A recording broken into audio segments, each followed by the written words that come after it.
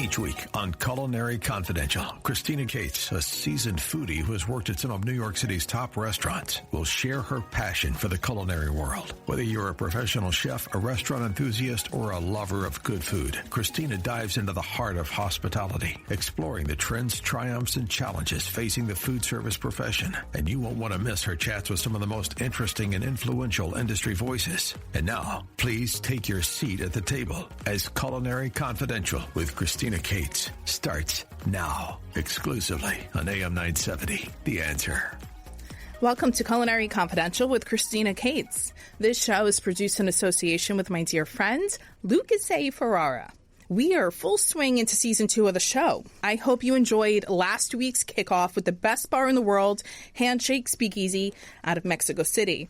This season is going to be full of international content and guests. One show I'm really looking forward to is actually in a couple of weeks with Zamir Gata, who was Anthony Bourdain's travel companion on the show No Reservations. He became deeply close with Anthony and even named his son after him. He's been struggling since Anthony's passing, as anyone would when they've lost a loved one. They were best friends. But Zamir is trying to move forward and leave a legacy behind of his own. He's written a book about his travels with Anthony and his own life growing up in the Soviet Union, which I'm almost done reading and I find it so interesting.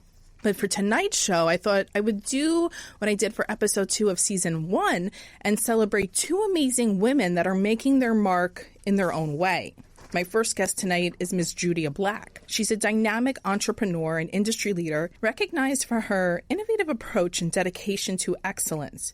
Judia is a certified sommelier and a natural storyteller. She brings charisma and warmth to every experience, whether she's breaking down industry trends or hosting a pairing dinner.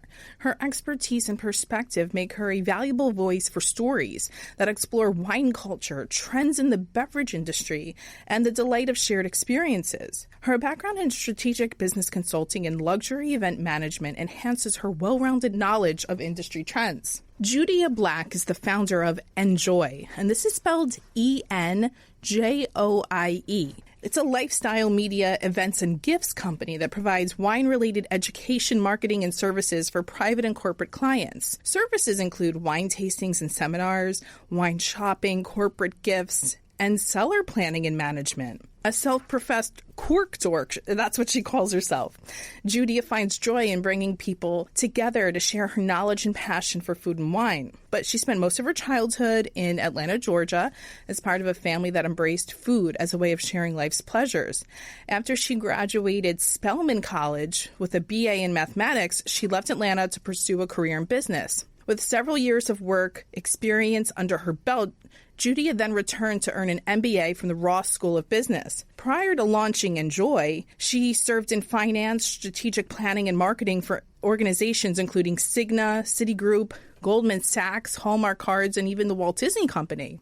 Judia became a certified sommelier through the American Sommelier Association, which is known as ASA, and completed the WSAT Wine and Spirit Education Trust Level 3 course. So it's really hard to do. After collecting and learning about wine for several years, she decided to turn her passion into a career, launching enJoie back in 2008. As CEO of enJoie, Judia has provided marketing consulting services to several clients in the food and beverage industries, including Heritage Link Brands, a distributor and importer of high social impact and sustainable wines from South Africa and Brazil. In 2013, Judia was a featured speaker at the Food Network's New York City Wine and Food Festival, where she led a seminar and tasting of South African wines. Other collaborations include Divino Tuscany, a gastronomic journey to Tuscany's wine region with wine editor James Suckling. Most recently, as an independent ambassador for the Boisset collection of over 27 wineries in France and California, Judia helped promote the launch and distribution of LVE, Legend Vineyard Exclusive, wines in conjunction with musician John Legend, Raymond Vineyards, and John Charles Boisset, CEO of the Boisset collection. Having visited and tasted her way through several wine regions, Judia has observed that although the customs, climates, and sceneries vary, a constant is the enjoyment of wine and food as a bonding experience that creates a forum for sharing friends, culture, ideals, and life. The mission of Judia's work through enJoie is to continue and extend her family's passion for gathering around the table to a family of people around the globe, to make learning about the food and wine lifestyle fun and accessible to all and to promote a cross-cultural exchange of flavors and ideas. Judia has also donated significant time and resources to numerous nonprofit and charitable organizations throughout her career. We have an impressive woman joining the show today, Ryan. I now would like to welcome to the show Miss Judia Black. Thank you so much for coming on the show tonight. I'm very excited to have you here. Well, thank you for having me, Christina. I'm excited to talk to your listeners and share some of my experiences and some of my insights and tips on how to enjoy food and wine. I think enJoie is so cool. I mean, I visited your website and really tried to learn a lot about you. I know it's not spelled how you're probably listening to it, enJoie. It's enJoie. Can you tell me maybe the story behind that name? The story behind that name is it's sort of a double entendre. enJoie is obviously to bring joy to experiences around the table and with people in social environments. But I spell it enJoie, enJoie. A French phrase that means, but it's okay. You can say it both ways. It's a French phrase that means enjoy, living in joy and style is my tagline. And I thought of it because I'm a bit of a Francophile, and the way that I thought about, the way that I approach my enjoyment of food and wine is somewhat similar to sort of a French way of just mindful drinking authentic products that haven't been overly processed, and thinking about quality over quantity, and enjoying wine in an environment with people where there's great conversation and quality food on the table. It's a bit different from how Americans have traditionally approached drinking, because, as you know, wine was introduced to America much later than it was in France and Europe. And when it first came to America, it was not the quality. We did not have the quality of wine that we have now. And it was more, people were drinking it more like a soda pop or a beverage, and it was kind of a mass-produced product, and they weren't really thinking about it. They were just drinking it.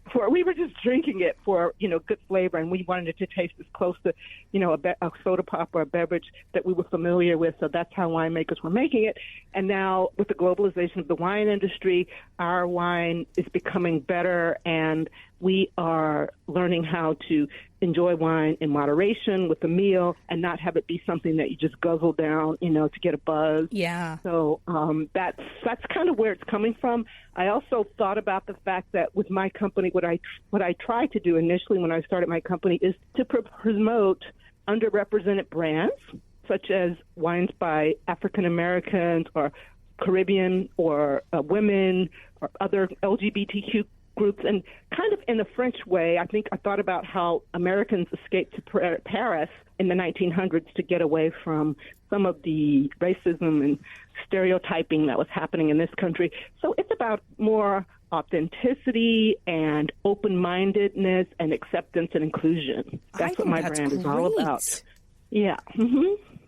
I was actually just in France last month, and it's a different lifestyle there. Like, if you have a glass of rosé at 10 o'clock in the morning on the beach, like in America, you'd be like, oh my God, you're drinking at 10 in the morning. There, it's just like, oh, we're drinking a glass of rosé. Everything's fine. And you don't drink to get drunk. You just drink to enjoy. Absolutely. They even make smoking look glamorous over there. Exactly. I mean, my goodness. And they've been doing the certified and organic type of winemaking for quite a while. They've put a lot of quality in their winemaking, and now Americans are starting to adapt some of those policies and techniques. Like what? Can you tell me more along those lines? Like some of those policies or techniques? Because I don't know a lot about that, to be honest with you, in the wine world. Well, for instance, when Americans first started making wine, like I said, a lot of it was mass-produced. Mm-hmm. And for instance, winemakers were trying to emulate some of what Americans liked about French wines. For instance, oak in California. A really great French wine. The oak that imparts butteriness and some vanilla notes and creaminess and body to a wine came from aging the wine in oak barrels. But Americans, some of the American winemakers, in order to be able to offer that sensation and that that style of wine with less cost, would just put oak chips in the wine as they were aging it instead of aging it in oak barrels. So they got the oak flavor imparted a bit more quickly with less time for aging and less expense. That's just one example. That sounds so sugar, American, right? We're just going to cut a corner and do it quicker. Yeah, well, it's not just about cutting a corner. It was really about meeting people where they were, which is a big marketing principle. You have to meet people where they are, and that's where Americans were in the beginning. We did not like the taste of, dry French wines that had been aged in oak barrels.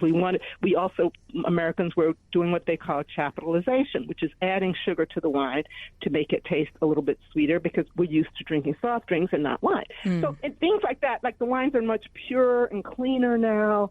There's more interest in, obviously, the sustainability factors in making wine. But that's kind of going into another topic, which is not really – I think we were going to talk mostly about enJoie and my brand right now instead of wine trends. I mean, I do have some thoughts on the wine trends in America, but maybe we should talk about that, I think, in the next segment. Yeah, we can focus more on beverage later. Sure. Yeah. All right, so why did you want to start enJoie? Joie de vivre. It's kind of like that, yeah. I'm sure everyone's heard that phrase, joie de vivre. It was a way to deal with some challenges that were going on in my life. Someone asked me if it was, if the reason I started it, I think one of the questions they asked me was it a choice? Was it because of a crisis? Or was it because of, it was one other C word, which I'm just trying to think now, choice, crisis, or let's say cause. And, calling. They use the word calling. And I said, actually, can I say all three?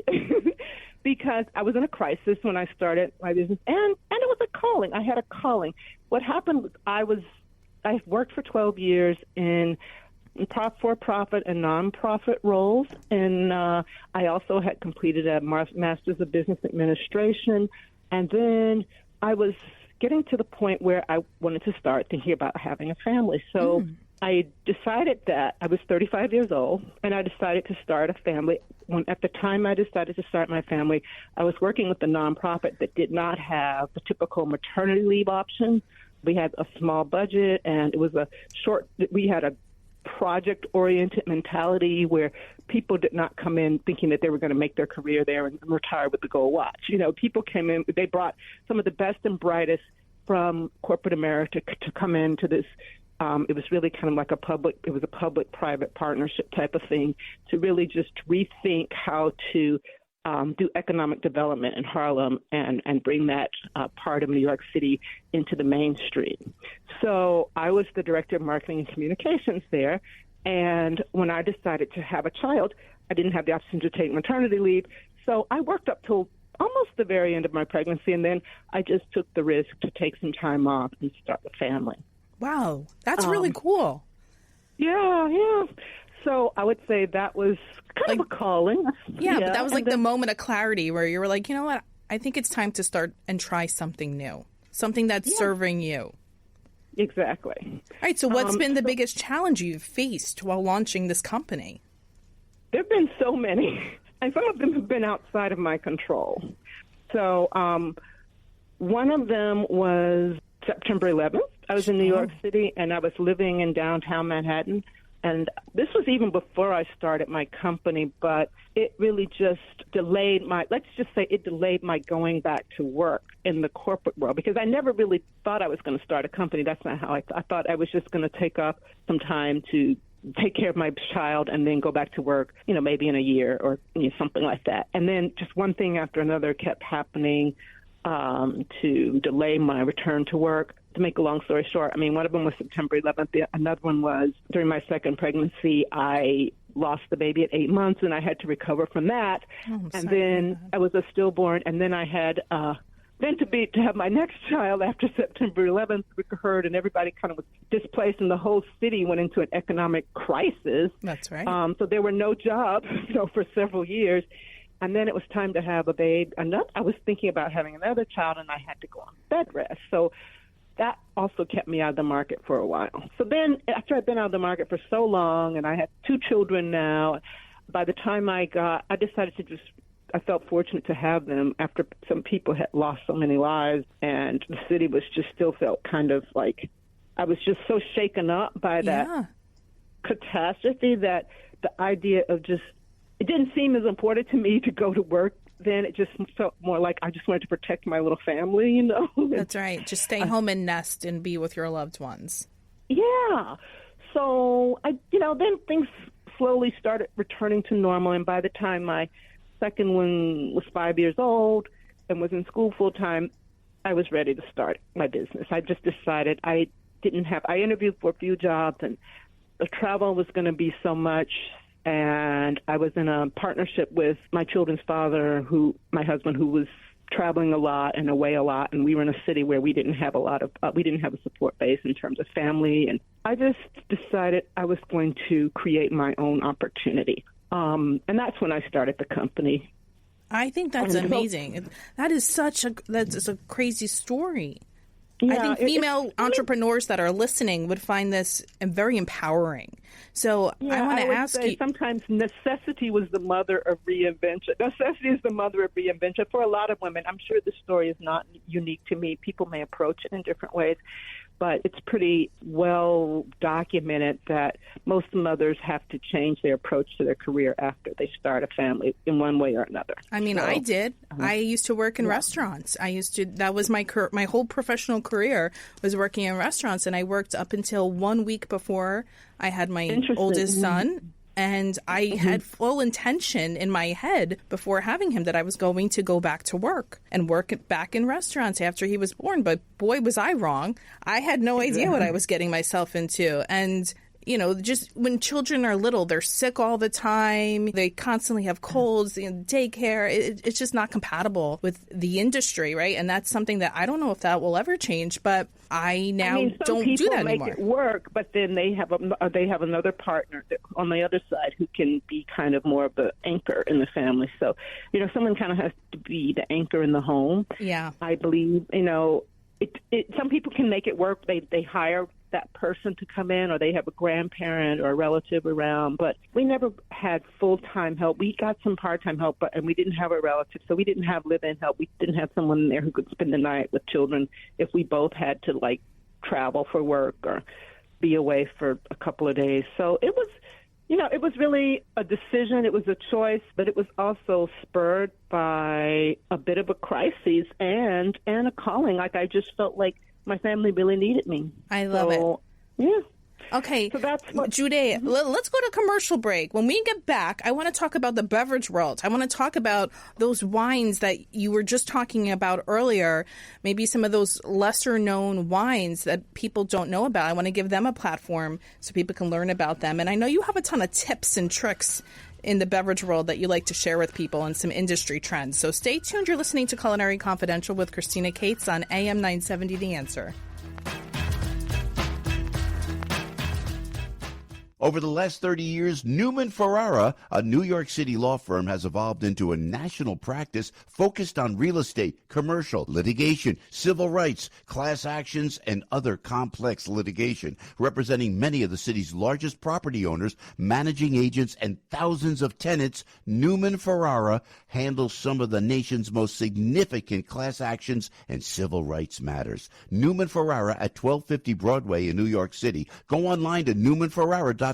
That's newmanferrara.com. Listen to the firm's name partner, Lucas Ferrara, every Saturday at 10 a.m. on Dottie Herman's longest-running real estate radio program, Eye on Real Estate on AM 970. A real estate lawyer for 35 years, Lucas is a professor at New York Law School and is also a published author with books on real estate and New York's landlord-tenant law. Tune in Saturdays at 10 a.m. to hear Lucas's unique perspective and advice on Eye on Real Estate. Welcome back to Culinary Confidential with Christina Cates on AM 970, The Answer.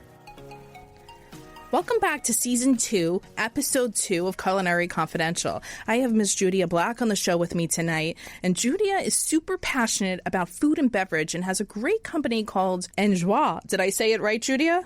Yes, you did. Okay, great. I tried. And it's a lifestyle media, events, and gifts company that provides wine-related education, marketing, and services to its clients. Welcome back to the show. Great to be back. All right, so let's talk beverage, because I know you're just so passionate about the beverage world. How did you become so interested in beverages, spirits, and mixology? It was an offshoot of my interest in food. I'm originally from Atlanta, Georgia. I grew up in Atlanta with family from the southeastern region of the United States, and in our family, food was a really important factor. We didn't just eat to live. We really enjoyed. You lived to eat. Food. We kind of lived to eat. I don't like to say that completely, but we really enjoyed our food. It wasn't just like seen as something for sustenance. It was a form of showing love and bringing pleasure into other people's lives. So my mother's family is from Georgia. My father's family is from Alabama and Louisiana. And, some of the best food in America comes from those regions. So, I've never been to Georgia. And, well, you've definitely heard the term Southern hospitality. Oh, heck yeah. So it's kind of the defining characteristic of Southerners. Now, not to generalize and say that all Southerners like to cook, because they don't, but people in my family definitely enjoyed food, and it was emphasized, especially around holidays. So when I left Atlanta and went to the Northeast, and then I spent some time in California along with a few other places, I didn't grow up drinking wine, and my family didn't really, but I started being around people who were drinking wine and cocktails, and I was curious to learn more. I've always been a curious person. I enjoy learning. And so I just started reading, and then I eventually, when I had time, just tried to taste different things. And then eventually, when I took time off from the full-time workforce, I wanted to keep myself stimulated, so I took a wine sommelier class to just really learn about viticulture and vinification through the American Sommelier Association. And I had a really great teacher, Andrew Bell, who just made wine very exciting and interesting. And I know Andrew Bell. Oh, do you? Yeah. He's honestly, I haven't heard that name in so long. Yes. When I was at the Palm restaurant downtown, he would come in. That's so, what a blast from the past. Yeah. And this was during a period when, people like Kevin Zraeli, I also took a class from him. He was the sommelier at Windows on the World before it got destroyed in the World Trade Center. And he was one of the first pioneers of really trying to make wine and understanding of wine more approachable for Americans, sort of getting away from that stereotype of sommeliers being snobbish and kind of looking down on people. Like an elite group. It was, to take away the elitism of wine appreciation. So I found that really interesting. I took this class, I got a certificate, and I was surprised because I was in this class with a lot of professionals, people who were either working in restaurants or working as sales reps for wine distributors, and I was just doing it for fun, and I actually passed the exam, and I was like, I must kind of have a knack for this. Sounds like you do. Say that women do, even though it hasn't been traditionally a female-dominated field, women do tend to be really good at wine tasting and appreciation because a lot of us have an involved sense of smell and taste. So I just did it as a hobby for a while, but then when I got to this point where my children were back in school and I was thinking about opportunities to start a business, I thought, well, why don't I bring my marketing, event planning, and PR experience together with my appreciation, something that I'm really passionate about, my appreciation for food and wine. And that's how I decided to start my company. That's awesome. But we're not talking so much about my company now because we talked about that on the last episode. So one of the things, I found interesting over the past, I started in 2008, and over the past several years, or just like 17 years now, hard to believe, a lot has changed, and there's some trends that are very interesting happening in the wine industry now. For a period, America was very excited about the fact that we were really starting to appreciate wine more as a way to enjoy a meal and not just a cocktail, and people started purchasing wine on a more regular basis as opposed to just a special occasion type of beverage. And our consumption of wine a few years ago eclipsed the consumption of the European consumption of wine. And so now at one point, America became the number one global consumer of wine, which, was for us kind of like we're starting to get kind of like a little bit more. Yeah, we're making our mark too. Yeah. And we were also producing more, and wine was getting better in the U.S., and we're exporting.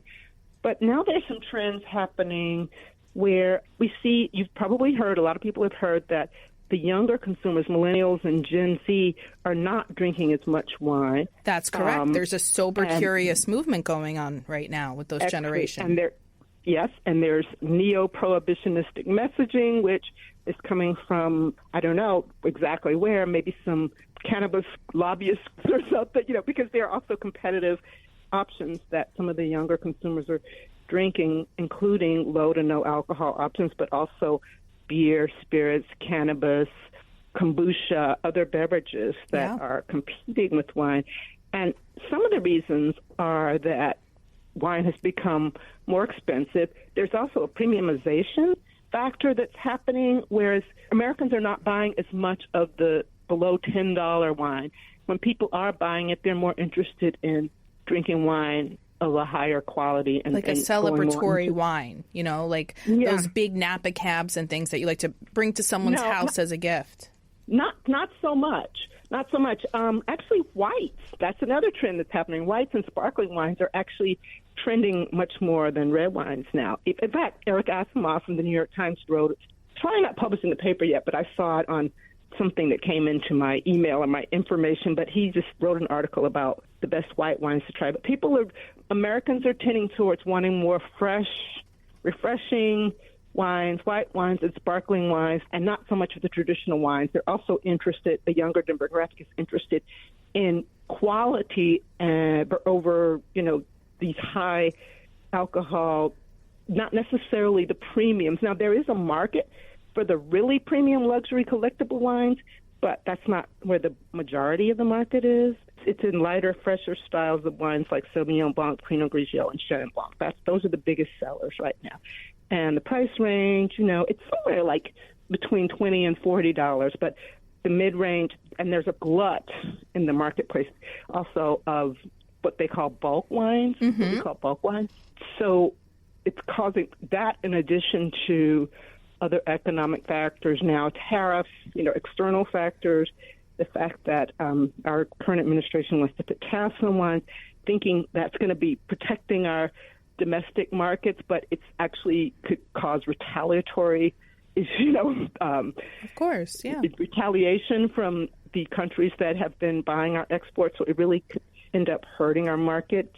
And then there's the issue of bottle weights, because a lot of our bottles are shipped from overseas, and so there's the carbon emissions factor, there's the price of shipping heavier bottles, so there are going to be some costs associated with changing, even the operations, the manufacturing of wine packaging, so that it's less expensive to ship and move around. So those are some of the trends that are happening. The younger people, when they do drink wine, they want their wines to have a purpose.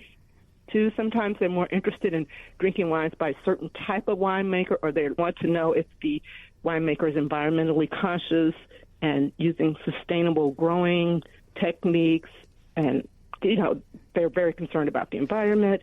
So they would rather pay a premium for a wine that they feel is coming from a principled winemaker versus someone who's just making something to sell cheap in the marketplace. And that's really hurting the farmers, because there's a long time from when the wine grape is grown to when it actually gets turned into wine and has been aged and oaked and done whatever, bottled, aged and cellared and bottled enough to even bring it into the market. Right. So it takes a while to get the products to market. So there's a correction that's happening in the marketplace now. But there are ways that we can, people in the industry are working around it. But these are some of the trends. So do you think wine sales, alcohol sales as a whole will ever go back to where they were? They could, yeah. Once we get it right. The thing is, that's what I was alluding to in that previous comment and conversation. Once we get the match up with what the consumers are demanding and what's actually being produced, they could. There's actually a report, and there are people who follow this very closely, like market stock analysts, the Silicon Valley Bank, and some other people. Yeah. And they're thinking that by 2026, we'll start to, they already think that the industry is going to stabilize in 2025 because what's happening with the decline in volume, there's a decline in demand from a volume standpoint, but because there's a shift to a bit more premium wines, the dollar value has not declined as much as the value of demand. The demand for volume has declined, so there's not as much wine that people are purchasing, but like in terms of liters. But when you look at how much money is being spent and how much is being contributed to the domestic economy from wine, it hasn't declined as much as it sounds like. And they believe that once we get less of the bulk wine in the market, which the prices are being depressed on because there's just an oversupply, people don't want it anymore. And the winemakers are having to reduce pricing on it and promotions on it and kind of just do whatever they can to just get rid of the inventory before they can and pull up crops, and they're going to have to replant different types of grapes and all of that. So it's going to take a while to get the right products in the market that the consumers are looking for. So that's the challenge. Okay, great. But I do think that it can come back. Some analysts are predicting by 2026 we'll start to see increases again in the consumption of wine in the U.S. from a dollar perspective. So, yeah, we're optimistic. And the best thing about it is going to be it's healthier. The wine, the product is going to be better. And one other thing I'd like to add is something to look forward to. Yeah, and even with the sort of neo-prohibitionist trend, there are also some studies out that are showing that yes, there's a lot of talk now about, they thought red wine was so good for, the heart, and now we're showing that no wine, we recommend no wine. However, then there are also studies that show there are different health issues, that people have as they age, and there's studies showing that people who consume moderate alcohol have lower rates of dementia in their old age. And people who don't consume at all and people who overconsume have higher rates of dementia. So it's never good to overconsume. Yeah. But moderate alcohol consumption is not necessarily a bad thing. And we've seen people in, so many countries around the world who live to be, 90 years old, and they're drinking their little wine at dinner, and it's not killing them. So I love that. I don't know why America, we still have these puritanical roots, I believe, that just kind of resurface from time to time when they think we're getting having a little too much fun. Right. When we're enjoying ourselves. We want to party too. Let us party. All right, Judia Black, thank you so much for coming on the show. Check out Judia's website and her business. It's www.enJoie, which is enjoie.com. There's tons of great stuff there. Judia, thank you so much for your time tonight. I wish you continued success with everything that you're doing, and stay passionate about food and wine, will you? Thank you, Christina. It's been fun. Thanks. Have a great night. Next up is Maricel Gentile of Maricel's Kitchen. She has her own cooking school, which highlights Asian cuisine. We're going to get her on the line when we get back to the commercial break, and she's going to tell us what she has going on there. Stay tuned. You're listening to Culinary Confidential with Christina Cates on AM 970 The Answer.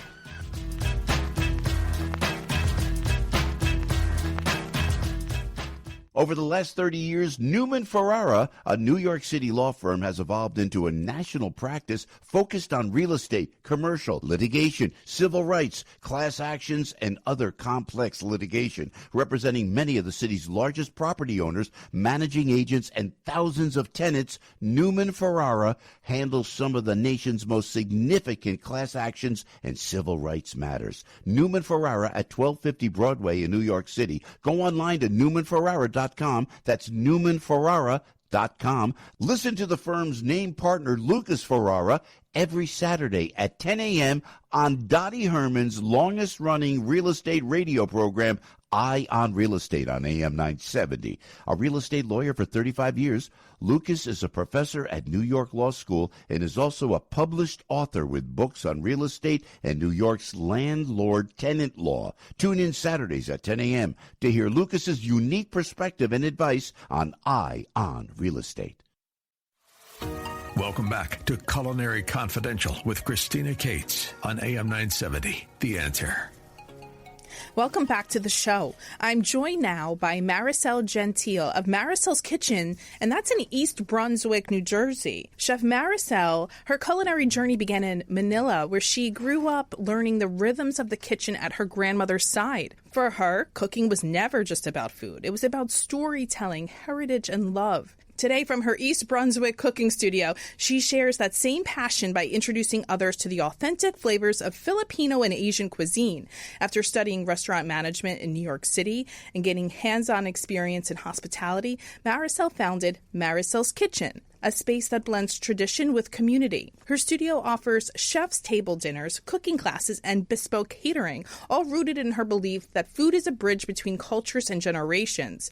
Maricel is recognized as a chef ambassador for K Seafood, representing Korean seafood while highlighting the broader richness of Asian cuisines. She's been featured on the Food Network, Hulu, and PBS, and regularly appears at Food and Women's Expos, where she inspires audiences with her message of perseverance and cultural pride. Her first cookbook, Maricel's Simply Asian Cookbook, was newly released this year. It offers home cooks approachable recipes from across Asia, so Filipino, Cantonese, Japanese, Thai, Vietnamese, and Korean, while honoring the flavors of her childhood and heritage. Launching her business in her 50s, Maricel defied the odds in a competitive industry, overcoming the challenges of a pandemic and the demands of entrepreneurship. Through it all, she remains true to her mission to preserve, celebrate, and share the vibrant traditions of Filipino cuisine with the world. Maricel, welcome to Culinary Confidential. I'm excited to have you here tonight. I'm so excited too. Oh my gosh, thank you for having me. This is going to be great. I love Asian cuisine. There's so much depth in the flavors there. And there's things that I actually don't even keep a lot in my pantry that I will sometimes have to go buy when I want to make a specific recipe. Like I like a fish paste or something like that. So I think it always encourages me to push my boundaries and try something new. Mm-hmm. So let's talk about the cooking school here, Maricel's Kitchen. Yes. So Maricel's Kitchen, we started this like 8 years ago. And then actually we have just moved in here like a year and a half ago from Old Bridge to East Brunswick. And we are busy. A lot of people really are looking forward to authentic Asian cooking. And that's what I specialize on, authentic Filipino and Asian cooking. So the cooking school, like how is it broken down? Like do you take one class? Do you sign up for a particular program? Oh, yes. Basically on my website or even on Eventbrite, these classes are actually posted, and you just kind of like sign up on the specific menu or a cuisine that you want to sign up for. What's the most popular one? So Filipino, of course, and Thai food is the number one. Very popular right now. As well as, yes, and then, Korean food is a big thing. And then since I've been introducing a lot of Japanese ramen and stuff like that because every time I travel to Japan, I come back, I gain a knowledge of a recipe or two. So I try to put them in my classes. So, that's awesome. What are some of the dishes that you're cooking, that you're teaching in the school? Of course, for Filipino, I try to do the basic ones first for those people who really have no idea what Filipino food is all about. So we talk about rice noodle, we talk about Shanghai egg rolls, or spring rolls, I should say. So those are the basics. Turon, which is a dessert, is plantain with jackfruit on it, fried with brown sugar. It is so, so good. I hope if you have a chance, you could come over to our school, to our cooking class, and it's you'll have fun, and it's BYOB. Oh, you can drink while you're there. That's even better. Of course, yes, 2 for 1. That's great. You have to cook for your dinner. Okay, let's talk about your cookbook, though. Maricel's Simply Asian Cookbook. Yes, why did you decide to put all your recipes in a book?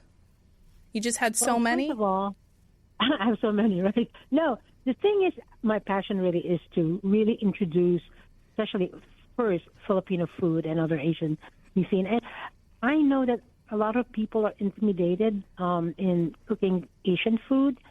So my book is so simple. It's broken down into different steps. There's even a QR code. So if you get a cookbook, you have a QR code just in case you need more tips on how to make it right and stuff like that. So we did that.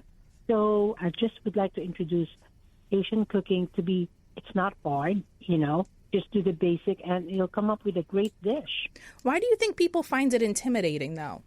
The ingredients sometimes are intimidating. Some of them are hard to source, right? That you have to go to like a specialty market. Exactly. And we always, I'm sure any Asian markets have all these things. But the thing is, some people, when they do, like, let's say rice noodle, right? There's a ton of rice noodle in the noodle section of an Asian store. So which one is really meant for a japchae, which is meant for really just a odd Thai? So that is very intimidating.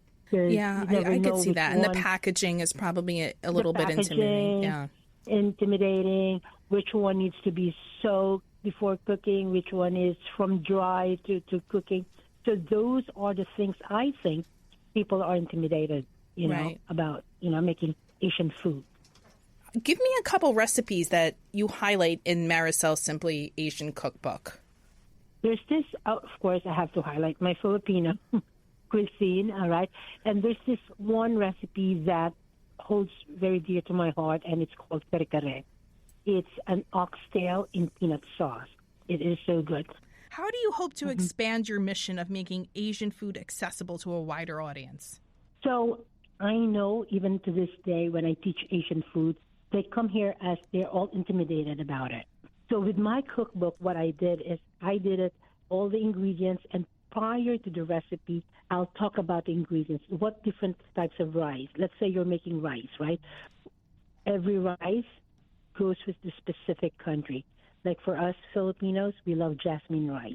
The Indian people like basmati rice. The Korean people, they have their own rice. The Japanese, they have sushi rice.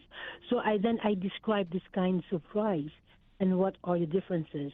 So that alone, they would have an idea of what rice they would eat to pair with a recipe.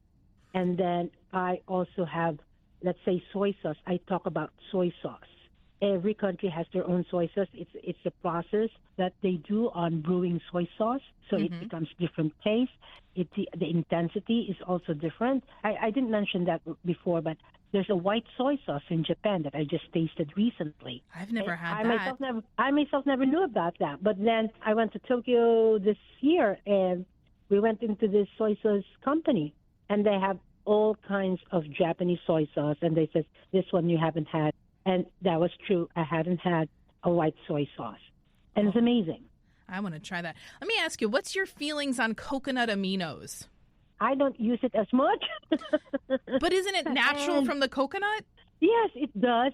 I think coconut has so many uses. The water, you could get coconut oil out of it. You get coconut vinegar out of it. Wow, that's something I never heard of. So coconut vinegar? Oh, yeah. There is. If to go Asian market, coconut vinegar. In the Philippines, we have so many coconuts coming from all different fruits. We have sasa, which is, it's like a pine tree growing under the water and stuff like that. It's like a tree. But, yeah, everything has its flavor. So I'm going to say not everybody would like it. It's all different choice. I mean, I'll try anything once. Yes. For me, everybody should try everything. You just don't say, oh, I don't eat it or I don't want to try that. That's right. Actually, trying different kinds of food would actually grow your palate. Yes. There's only one thing I know that I do not love at all, and that's blue cheese. Tell me. Blue cheese. I tried it again the other day, and I was like, nope, still hate it. Not happening. Seriously. Have you tasted fish sauce? I've had it in like a broth. Thai food. Yeah, but I mean, that's very pungent. A little goes a long way. Pungent. But yeah, that's what I'm saying. At least you're trying blue cheese. That's a good thing. And you really don't like it, so we can't push you for that. But you really have to try everything. I just want to know personally about you. What's a fun comfort dish that you like to make at home? Well, pancit. I could eat pancit every day. And I like, this is fish, milk fish. We call it bangus. So we marinate it with fresh garlic and vinegar, salt and pepper. We fry it, and I just love that with fried eggplants and bagoong. Don't murder me, Maricel, but I do an ingredient of the week that I just started for season 2, and my ingredient of the week is bagoong alamang, right? Which is the fermented fermented fish paste, but it's in we eat kare. Yes. Oh, kare, yes. Or did I say it wrong? How do you say it? Making kare. Kare. Okay, so let me talk about that then for just 1 second here, since we're already on this topic. So oh my gosh, you picked that. Okay. Yeah, I picked it because of you, because we're going to talk about the Asian cuisine. So yeah, it's an easy cuisine. It's long to make. It takes time. But if you have all the equipment, it's easy. All right. So how do you say this fermented fish paste that I just was talking about? You say it. Bagoong. Not bagoong. Yes. Okay, well, this ingredient, it's a thick, deeply savory, salty, sweet paste made from tiny krill. Its color changes from light pinkish to a deep brick red brown, transforming into a pungent umami bomb after fermentation. If you're thinking it's like the fish sauce, yeah, like a little bit, but it's pastier and more coarse. And all you need is a spoonful. Yes. And you have to really like it to actually taste it and stuff. It's pungent. The smell is really not as pleasant. Okay, so you talk about that in your cookbook, in that one recipe, kare. What else is in your cookbook? So we have pancit, rice noodles. In the Philippines, if it's your birthday, you have to have pancit, They always say pancit means long life. Long life, I like that. Yes, rice noodles, yes. So that's that. And then we are also known for lumpiang Shanghai. I mean, if you go to any Filipino parties, lumpiang Shanghai is always there, and the pancit. All right. Well, I encourage everyone to explore the Asian cuisine, and specifically the Filipino cuisine that Maricel is known for, and join one of her cooking classes at Maricel's Kitchen, which is at 111 Main Street in East Brunswick, New Jersey, and pick up a copy of her cookbook, Maricel's Simply Asian Cookbook. Maricel, thank you so much for your time tonight. I can't wait to take one of your classes. Thank you. Thank you for listening to Culinary Confidential with Christina Cates, Sunday nights at 9 p.m. on AM 970 The Answer. As we sign off, let's recap why women in business are more than just a trend. They are an economic powerhouse. We learned that when women lead, companies often see higher financial returns and innovation. This happens because they bring new perspectives to the table, helping businesses tap into markets that were previously overlooked. But the impact goes beyond the balance sheet. Female leaders also foster more inclusive, collaborative workplaces, which leads to happier and more engaged employees. Ultimately, a strong female presence in the business world is crucial for sustainable growth and a more equitable society.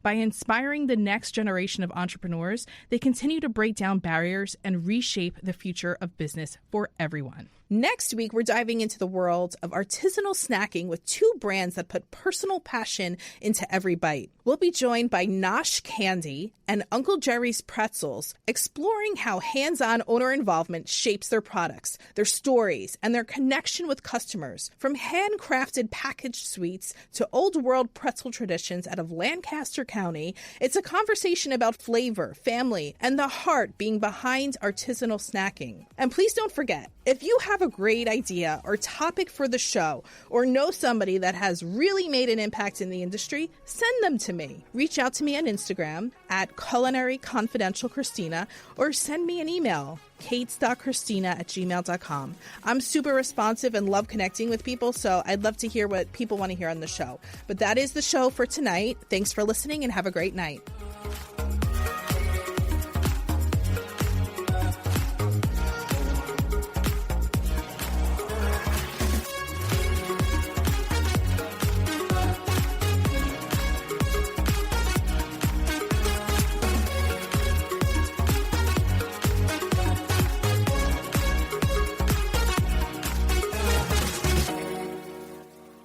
The preceding program is sponsored by Shake It Off Live, LLC.